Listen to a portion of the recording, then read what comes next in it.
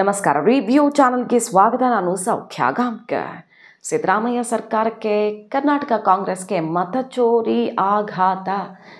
ಆಳಂದ ಕ್ಷೇತ್ರ, ಮಹದೇವಪುರ ಕ್ಷೇತ್ರ, ವೋಟ್ ಚೋರಿ. ರಾಹುಲ್ ಗಾಂಧಿ ಅವರು ಇಷ್ಟೆಲ್ಲ ಅಬ್ಬರಿಸೋಕೆ ಹೇಗೆ ಸಾಧ್ಯ ಆಯಿತು? ವೋಟ್ ಚೋರಿ ವಿಚಾರದಲ್ಲಿ ಕರ್ನಾಟಕದವರು ಬಹಳ ದೊಡ್ಡ ತಯಾರಿ ಮಾಡಿಕೊಟ್ರು ರಾಹುಲ್ ಗಾಂಧಿ ಅವರಿಗೆ ಗಿಫ್ಟ್ ಕೊಡೋದಕ್ಕೆ ಅಂತಲ್ವಾ ಚರ್ಚೆ ಆಗಿತ್ತು. ಈಗ ನೋಡಿ, ಆಳಂದ ಕ್ಷೇತ್ರದಲ್ಲಿ ಕಾಂಗ್ರೆಸ್ಗೆ ಮುಜುಗರ ಆಗುವಂಥ ಬೆಳವಣಿಗೆ ಆಯಿತಾ? SIT ರಚನೆ ಮಾಡಿದ್ರು ಸಿದ್ದರಾಮಯ್ಯನವರು. ರಾಹುಲ್ ಗಾಂಧಿ ಅವರು ಹೇಳ್ತಿರೋದ್ರಲ್ಲಿ ಸತ್ಯ ಇದೆ, ನಾವು ಇನ್ವೆಸ್ಟಿಗೇಷನ್ ಮಾಡಿ ತಪ್ಪಿತಸ್ಥರನ್ನು ಬೇದಲ್ಲಿ ನಿಲ್ಲಿಸ್ತೀವಿ ಅಂತ SIT ರಚನೆ ಮಾಡಿದ್ರು. ಮಹದೇವಪುರಕ್ಕೆ ಸಂಬಂಧಪಟ್ಟಂತೆ ಸುಪ್ರೀಂ ಕೋರ್ಟೇ ಚಾಟಿ ಬೀಸ್ತು. ಎಲೆಕ್ಷನ್ ಕಮಿಷನ್ ವಿರುದ್ಧ ಯಾರು SIT ರಚನೆ ಮಾಡ್ತೀರಿ? ಅದೊಂದು ಸಾಂವಿಧಾನಿಕ ಸಂಸ್ಥೆ ಅಲ್ವಾ? ನಿಮಗೇನು ಪ್ರಾಬ್ಲಮ್ ಇದೆಯೋ SIT ರಚನೆ ಮಾಡೋದಲ್ಲ, ಚುನಾವಣಾ ಆಯೋಗಕ್ಕೆ ಹೋಗಿ ದೂರು ಕೊಡಿ ಅಂತ ಕಾಂಗ್ರೆಸ್ನವರೇ ಕೋರ್ಟ್ಗೆ ಹೋಗಿದ್ರು, PIL ಹಾಕಿದ್ರು, ರಿಜೆಕ್ಟ್ ಮಾಡಿ ಕಳಿಸ್ತು. ಇಲ್ಲಿ ಆಳಂದದಲ್ಲಿ ಚುನಾವಣಾ ಆಯೋಗದ ವಿರುದ್ಧ SIT ರಚಿಸಿಲ್ಲ ಅವರು. ಚುನಾವಣಾ ಆಯೋಗನೇ ಒಂದು ಕಂಪ್ಲೇಂಟ್ ಮಾಡಿಸಿತ್ತು, FIR. ಅವತ್ತೇ ಯಾರೋ ಸಿಕ್ಕಾಪಟ್ಟೆ ಪ್ಲ್ಯಾನ್ ಮಾಡಿ ವೋಟ್ ಡಿಲೀಟ್ ಮಾಡೋಕೆ ತಯಾರಿ ಮಾಡಿಕೊಂಡಿದ್ರು. ಬಹಳಷ್ಟು ಜನ ತಮ್ಮ ಹೆಸರು ತೆಗೆಯೋದಕ್ಕೆ ಏಕಾಏಕಿ 20,000 30,000 ಅಪ್ಲಿಕೇಶನ್ ಹೆಂಗೆ ಬರುತ್ತೆ, ಏನೋ ಆಗ್ತಿದೆ ಇಲ್ಲಿ ಅಂತ ಚುನಾವಣಾ ಆಯೋಗನೇ FIR ಮಾಡಿಸಿತ್ತು. ಆ FIR ಮೇಲೆ ನಾವು ಇನ್ವೆಸ್ಟಿಗೇಷನ್ ಮಾಡಿ ಎಲ್ಲ ಹೊರಗಡೆ ತೆಗಿತೀವಿ ಅಂತ SIT ಮಾಡಿದ್ರು ಸಿದ್ದರಾಮಯ್ಯನವರು. ಅದರಲ್ಲಿ ಏನಾಗಿದೆ ಈಗ ನೋಡಿ. ಮತಗಳ್ಳತನ ಅಂತ ಹೇಳೋ ಕಾಂಗ್ರೆಸ್ ಆರಂಭ ಮಾಡಿದಂತಹ BJP ಟ್ವೀಟ್ ಇದು. ಮತಗಳ್ಳತನ ಅಂತ BJPಯ ವಿರುದ್ಧ ಕಾಂಗ್ರೆಸ್ ಶುರು ಮಾಡಿದ ಮತ್ತು ಈಗಲೂ ಅದನ್ನೇ ನೆಚ್ಚಿಕೊಂಡಿದೆ. ಆದರೆ ದಾಖಲೆ ಸಮೇತ ಈಗ ಬ್ರದರ್ಸ್ ಸಿಕ್ಕಾಕ್ಕೊಂಡಿದ್ದಾರಲ್ಲ, ಏನು ಮಾಡ್ತಿದೆ ಕಾಂಗ್ರೆಸ್, ಏನನ್ನತ್ತೀಗ ಅಂತ ಮುಗಿಬಿದ್ದಿದ್ದಾರೆ. ತನ್ನ ಬ್ರದರ್ಸ್ ಬಳಿಯಲ್ಲಿ ಸಿಕ್ಕಿರುವ ಅಕ್ರಮ ವೋಟರ್ ID ಬಗ್ಗೆ ಕಾಂಗ್ರೆಸ್ ಏನು ಹೇಳುತ್ತೆ ಅಂತ. ಯಾರ ಮನೇಲಿ ಏನು ಸಿಕ್ಕಿದೆ? ರಾಹುಲ್ ಗಾಂಧಿ ಪ್ರಸ್ತಾಪ ಮಾಡಿದ ಆಳಂದ ಮತಕ್ಷೇತ್ರದಲ್ಲಿ ಅಶ್ಫಾಕ್ ಅನ್ನೋ ಕಾಂಗ್ರೆಸ್ ಕಾರ್ಯಕರ್ತನ ಮನೆ ಮೇಲೆ SIT ದಾಳಿ ನಡೆಸಿದೆ. ದಾಳಿ ಮಾಡಿದಾಗ ಏನು ಸಿಕ್ಕಿದೆ ಅನ್ನೋ ಡೀಟೇಲ್ಸ್ ನೋಡಿ. 15 ಮೊಬೈಲ್, 7 ಲ್ಯಾಪ್ಟಾಪ್ ವಶಪಡಿಸಿಕೊಳ್ಳಲಾಗಿದೆ. ಕಲಬುರಗಿಯಲ್ಲಿ SIT ತಲಾಶ್ ಮಾಡ್ತಿದೆ. ಕಂಪ್ಯೂಟರ್ ಆಪರೇಟರ್ಸ್ ಮನೆಯಲ್ಲಿ ಮತದಾರರ ಈ ಚೀಟಿ, ಗುರುತಿನ ಚೀಟಿ, ವೋಟರ್ ID ಪತ್ತೆಯಾಗಿದೆ. ಎಲ್ಲೆಲ್ಲಿ ಏನೇನಾಗಿದೆ ನೋಡಿ. ಆಳಂದ ವಿಧಾನಸಭಾ ಕ್ಷೇತ್ರದಲ್ಲಿ ವೋಟ್ ಚೋರಿ ನಡೆದಿದೆ ಅಂತ ಜೋರಾಗಿ ಪ್ರೆಸೆಂಟೇಷನ್ ಕೊಟ್ಟರು ಅವರು. ಏಕಕಾಲಕ್ಕೆ ಡಿಲೀಟ್ ಮಾಡಲಾಗಿದೆ ಅಂತ. ಕಡೆಗೆ ರಾಹುಲ್ ಗಾಂಧಿಯವರೇ ವೋಟ್ ಚೋರಿ ಆಗಿದ್ದರೆ, ಇಷ್ಟು ಮತ ಡಿಲೀಟ್ ಆಗಿದ್ದರೆ ನಮಗೆ ಸೋಲಾಗ್ತಿತ್ತು ಅಲ್ಲಿ ಅಂತ ಹೇಳಿದ್ರು. ಗೆದ್ದಿರೋದೇ ಕಾಂಗ್ರೆಸ್ಸಲ್ಲಿ, ಅದು ಎಷ್ಟೋ ವರ್ಷಗಳ ಬಳಿಕ ಕಾಂಗ್ರೆಸ್ ಗೆದ್ದಿದೆ. ಅಚ್ಚರಿ ಅನ್ನುವಂತೆ ಕಾಂಗ್ರೆಸ್ ಗೆದ್ದಿದೆ, ಅಲ್ಲಿ ಬೇರೆಯವ್ರು ಗೆಲ್ತಿದ್ರು ಅಂತ BJPಗರು ಹೇಳ್ತಿರೋದು. ಗೆದ್ದಿರೋದೇ ನೀವು, ಮತ್ತು ವೋಟ್ ಚೋರಿ ಮಾಡಿ ನೀವೇ ಗೆದ್ರಿ ಅಂತನ ನಿಮ್ಮ ಆರೋಪ ಅಂತ ಪ್ರಶ್ನೆ ಕೇಳಿದರು. ಆಮೇಲೆ ಎಲೆಕ್ಷನ್ ಕಮಿಷನ್ ಎಲ್ಲದಕ್ಕೂ ಆನ್ಸರ್ ಮಾಡಿತ್ತು. ಹಾಗೆ ಈ ವೋಟ್ ಚೋರಿ ಅಂತ ಅಲ್ಲಿ ತನಿಖೆಗೆ ಹೋದಾಗ ನಗರದ ರೋಜಾ ಬಡಾವಣೆಯಲ್ಲಿ ಕಂಪ್ಯೂಟರ್ ಆಪರೇಟರ್ ಅಶ್ಫಾಕ್ ಮನೆ ಮತ್ತು ಜಮೆ ಕಾಲೋನಿಯಲ್ಲಿರೋ ಕಂಪ್ಯೂಟರ್ ಆಪರೇಟರ್ ಅಕ್ರಮ್ ಮನೆ ಮೇಲೆ SIT ಅಧಿಕಾರಿಗಳು ದಾಳಿ ನಡೆಸಿದ್ದಾರೆ. ಬುಧವಾರ ಮತ್ತು ಗುರುವಾರ ಪ್ರಮುಖ 5 ಸ್ಥಳಗಳಲ್ಲಿ ತಪಾಸಣೆಯಾಗಿದೆ. ಸಾವಿರಾರು ಮತದಾರರ ಗುರುತಿನ ಚೀಟಿಗಳು ಪತ್ತೆಯಾಗಿವೆ ಅವ್ರ ಮನೆಯಲ್ಲಿ. ಈ ಅಶ್ಫಾಕು ಕಾಂಗ್ರೆಸ್ ಕಾರ್ಯಕರ್ತ ಅಂತ BJP ಹೇಳ್ತಾ ಇದೆ. ಇಬ್ಬರು ಆರೋಪಿಗಳ ಮನೆಯಲ್ಲಿ ರಾಶಿ ವೋಟರ್ ID, 15 ಮೊಬೈಲು, 7 ಲ್ಯಾಪ್ಟಾಪ್ ಎಲ್ಲ ಜಪ್ತಿ ಮಾಡಿದ್ದಾರೆ. ಆರೋಪಿ ಅಶ್ಫಾಕ್ ಸದ್ಯ ದುಬೈನಲ್ಲಿದ್ದಾನೆ ಅಂತ ಗೊತ್ತಾಗ್ತಿದೆ. ಈ ಅಶ್ಫಾಕು ಕಾಂಗ್ರೆಸ್ ಕಾರ್ಯಕರ್ತ ಅಂತ ಹೇಳ್ತಿರೋದು BJP. ಒಟ್ಟಿನಲ್ಲಿ ಬ್ರದರ್ಸ್ ಮನೇಲಿ ಸಿಕ್ಕಿರುವಂಥ ವೋಟರ್ ID ಕಾಂಗ್ರೆಸ್ಗೆ ಈಗ ಮುಜುಗರ ತಂದಿಡತ್ತಾ ಅನ್ನೋ ರೀತಿಯಲ್ಲಿ ಚರ್ಚೆ ಆಗ್ತಿದ್ದು BJP ಮುಗಿ ಬೀಳ್ತಿದೆ. ಈ ಬ್ರದರ್ಸ್ ಬಗ್ಗೆ ದಯವಿಟ್ಟು ಆನ್ಸರ್ ಮಾಡಿ. ಈ ಬ್ರದರ್ಸನ್ನು ಬಳಸ್ಕೊಂಡು ಹಾಗಾದರೆ BJP ವೋಟ್ ಚೋರಿ ಮಾಡಿದೆ ಅಂತನ ನಿಮ್ಮ ಮಾತಿನ ಅರ್ಥ, ಅಥವಾ ಯಾರು ಲಾಭ ಪಡ್ಕೊಂಡಿದ್ದಾರೆ, ಈಗೇನು ಹೇಳ್ತೀರಿ ಅಂತ BJP ಈಗ ಮುಗಿಬಿದ್ದಿರೋದು. ಆಳಂದ ಕ್ಷೇತ್ರದ ಮತಗಳ್ಳತನಕ್ಕೆ ಸಂಬಂಧಪಟ್ಟಂತೆ ದಾಳಿ ನಡೆಸಿರುವಂಥ ದೃಶ್ಯಗಳೆಲ್ಲ ಈಗ ಭರ್ಜರಿಯಾಗಿ ವೈರಲ್ ಆಗ್ತಿದೆ. ಅಷ್ಟೆಲ್ಲ ವಶಪಡಿಸ್ಕೊಂಡು ಬಂದಿದ್ದಾರೆ ರಾಶಿ ಕಂತೆ ವೋಟರ್ IDಗಳನ್ನು ಅಂತ. ಇದು ಮಾತ್ರ ಅಲ್ಲ, ತೆಲಂಗಾಣದಲ್ಲೂ ಕಾಂಗ್ರೆಸ್ಗೆನೆ ವೋಟ್ ಚೋರಿ ಶಾಕ್ ಎದುರಾಗಿದೆ. ಅಲ್ಲಿ ಜುಬ್ಲಿ ಹಿಲ್ ಬೈ ಎಲೆಕ್ಷನ್ ಇದೆ.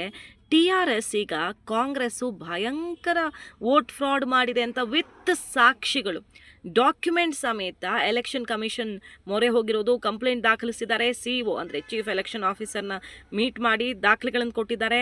20,000 ಹತ್ತತ್ರ ಮತಗಳನ್ನು ಕದಿಯೋದಕ್ಕೆ ಯಾವ ರೀತಿ ಫ್ರಾಡ್ ಮಾಡಿದೆ, ಮಾಲ್ ಪ್ರಾಕ್ಟೀಸ್ ಆಗಿದೆ ಅಂತ ಈಗ TRS ಅಲ್ಲಿ ಕಾಂಗ್ರೆಸ್ನ ವಿರುದ್ಧ ಸಾಕ್ಷಿಗಳನ್ನಿಟ್ಟಿದೆ. ತಕ್ಷಣ ಇದನ್ನು ಕರೆಕ್ಷನ್ ಮಾಡಬೇಕು. ಎಲೆಕ್ಷನ್ಗಿಂತ ಮುನ್ನ ಎಲೆಕ್ಷನ್ ಕಮಿಷನ್ ಇದನ್ನು ಸರಿ ಮಾಡೇ ಎಲೆಕ್ಷನ್ ಕಂಡಕ್ಟ್ ಮಾಡಬೇಕು.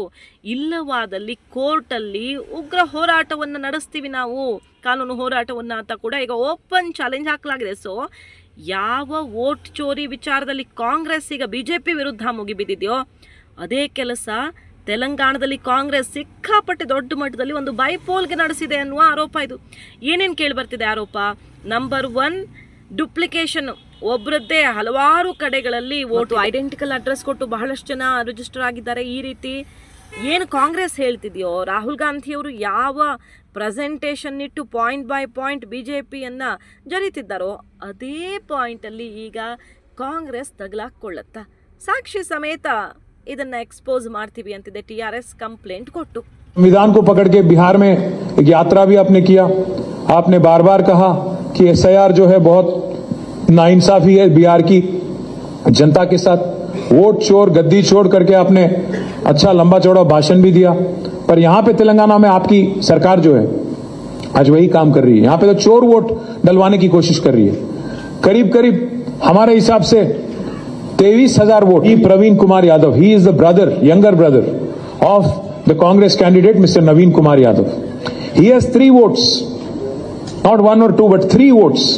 2 in Jubilee Hills, 1 more in Rajendra Nagar constituency. You can see all the epic numbers. All of you can inquire this. This is all open information. This information is available in public domain. And shame him. So I left it at that, but you can verify and inquire. House number 118. It belongs to a Congress leader. 32 fake votes. 32 fake votes in this one house. Duplication of votes. Where people have more than 1 vote, itlanti 2,000 examples we gave them. And we also told the election commission that 2,000 is as per our research. ಮಹದೇವಪುರದಲ್ಲೂ set back ಆಯಿತು. ಏನಂತ? ಒಂದೇ ಮನೆಯಲ್ಲಿ 80 ಜನ voters ಅಂತ ಹೇಳಿದ್ರು. ಅಲ್ಲಿ ಹೋಗಿ ನೋಡಿದ್ರೆ ಅದು ಬಿಡಿ ಬಿಡಿ ರೂಮ್ಗಳು, ಕಾರ್ಮಿಕರು ಉಳ್ಕೊಳ್ಳೋದಕ್ಕೆ ಜಾಗ, ಅಲ್ಲಿದ್ದಿದ್ದು 4-5 ಜನ ವೋಟರ್ಸ್ ಅಷ್ಟೇ ಅನ್ನೋದು ಬಹಿರಂಗ ಆಯಿತು. ಮತ್ತು 2 ಕಡೆ 3 ಕಡೆ ಒಬ್ಬಂದೇ ಹೆಂಗಿತ್ತು ಅಂತ ಕೇಳಿದ್ರೆ ಅಪ್ಲಿಕೇಶನ್ ಹಾಕಿದ್ದಾರೆ, ಎಲ್ಲೂ ಬಂದಿಲ್ಲ. ಆಮೇಲೆ ಒಂದು ಕಡೆ ಬಂದ ಮೇಲೆ ಇನ್ನೊಂದು ಕಡೆ ಹೆಸರು ತೆಗೆಸೋದಕ್ಕೆ ಅಪ್ಲಿಕೇಶನ್ ಹಾಕಿದ ಡೀಟೇಲ್ಸನ್ನು ರಿಲೀಸ್ ಮಾಡಿ ಸೆಡ್ ಹೊಡೆಯಲಾಯಿತು. BJPಗೆ ಅದೆಲ್ಲ ಡೀಟೇಲ್ಸ್ ಇಟ್ಟರು. ಚುನಾವಣಾ ಆಯೋಗ ಕೂಡ ಆನ್ಸರ್ ಮಾಡ್ತು. SIRಗೆ ಸಂಬಂಧಪಟ್ಟಂತೆ ಬಿಹಾರದಲ್ಲೂ ಕೂಡ ಒಂದು ರೀತಿಯಲ್ಲಿ ಸೆಟ್ ಬ್ಯಾಕೆ. ಯಾಕಂದರೆ ಸುಪ್ರೀಂ ಕೋರ್ಟ್ನಲ್ಲಿ ಹೋರಾಟ ಮಾಡಿ ಎಲ್ಲ ಕಾನೂನು ಪ್ರಕಾರ ಆ ಹೆಸರನ್ನು ಪಬ್ಲಿಷ್ ಮಾಡಿಯೂ ಕೂಡ ಅಂತಿಮವಾಗಿ 65 ಲಕ್ಷ ಹೆಸರುಗಳನ್ನು ತೆಗೆಯುವಲ್ಲಿ ಚುನಾವಣಾ ಆಯೋಗ ಅಲ್ಲಿ ಯಶಸ್ವಿ ಆಯಿತು. ಈಗ ದೇಶವ್ಯಾಪಿ ಮಾಡೋದಕ್ಕೆ ಹೊರಟಿದೆ. ನೆಕ್ಸ್ಟ್ ಪಶ್ಚಿಮ ಬಂಗಾಳ, ಅಲ್ಲಿ ಬೆಂಕಿ ಹೊತ್ತಿಸ್ತೀನಿ ಅಂತಿದ್ದಾರೆ ಮಮತಾ ಬ್ಯಾನರ್ಜಿಯವರ. ಎಲೆಕ್ಷನ್ ಕಮಿಷನ್ ಕೂಡ ಕ್ರಮಕ್ಕೆ ಮುಂದಾಗ್ತೀವಿ ಅಂತ ಅದೆಲ್ಲ ಪರಿಶೀಲಿಸ್ತಿದೆ. ಹೀಗಿರುವಾಗ ಕರ್ನಾಟಕದಲ್ಲೇ ಅಲ್ವಾ ಜಾಸ್ತಿ ಸದ್ದು ಮಾಡಿದ್ದು ವೋಟ್ ಚೋರಿ. ಕರ್ನಾಟಕದ 2 ಕ್ಷೇತ್ರಗಳಿಗೆ ಸಂಬಂಧಪಟ್ಟಂತೆಯೇ ಬಾಂಬ್ ಮೇಲೆ ಬಾಂಬ್ ಸಿಡಿಸಿದ್ದು ರಾಹುಲ್ ಗಾಂಧಿಯವರು. ಇನ್ನೂ ಸದ್ಯಕ್ಕೆ ಬೇರೆ ಯಾವುದೂ ಸಿಡಿದಿಲ್ಲ. ಇದುವರೆಗೆ ಚುನಾವಣಾ ಆಯೋಗ ಕೊಟ್ಟ ಆನ್ಸರೇ ಕಾಂಗ್ರೆಸ್ಗೆ ಸೆಟ್ ಬ್ಯಾಕ್ ಅನ್ನೋ ರೀತಿ ಕಾಣಿಸ್ತಿತ್ತು. ಈಗ ಸಿದ್ದರಾಮಯ್ಯನವರೇ ಖುದ್ದು ಆಸಕ್ತಿ ವಹಿಸಿ SIT ರಚಿಸಿ ಇನ್ವೆಸ್ಟಿಗೇಷನ್ಗೆ ಇಳಿಸಿದ್ರೆ ಅಶ್ವಾಕ್ ಮನೆಯಲ್ಲಿ ವೋಟರ್ ID ಮೂಟೆ ಗಟ್ಟಲೆ ಸಿಕ್ಕಿದೆ. ಈಗ ಆತ ಕಾಂಗ್ರೆಸ್ ಕಾರ್ಯಕರ್ತ ಅನ್ನೋದಕ್ಕೆ ನಾವು ಕೊಡ್ತೀವಿ ಸಾಕ್ಷಿ ಅಂತ BJP ಹೇಳ್ತಾ ಇದ್ದು, ನೋಡಬೇಕು ಆತ ಯಾವ ಪಕ್ಷದ ಕಾರ್ಯಕರ್ತ, ಏನು ಕಥೆ ಅಂತ. ಸೊ ಈಗ ಕಳ್ಳಾಟಗಳೆಲ್ಲ ಹೊರಗಡೆ ಬರುತ್ತೆ ನೋಡಿ ಅಂತ BJP ಮುಗಿಬಿದ್ದಿದೆ. ಇದು ಕೈ ಸರ್ಕಾರಕ್ಕೆ ಸಂಕಷ್ಟವಾಗಲಿದೆ ನೋಡಿ ಅಂತ ಕಾದು ನೋಡೋಣ. ಮಾಹಿತಿ ಇಷ್ಟ ಆಗಿದ್ದರೆ ಮಿಸ್ ಮಾಡಿದ್ರೆ ನಮ್ಮ ಚಾನಲ್ನ ಸಬ್ಸ್ಕ್ರೈಬ್ ಮಾಡಿ, ನಿಮ್ಮ ಅಭಿಪ್ರಾಯ ಕಮೆಂಟ್ ಮಾಡಿ ತಿಳಿಸಿ. Thank you.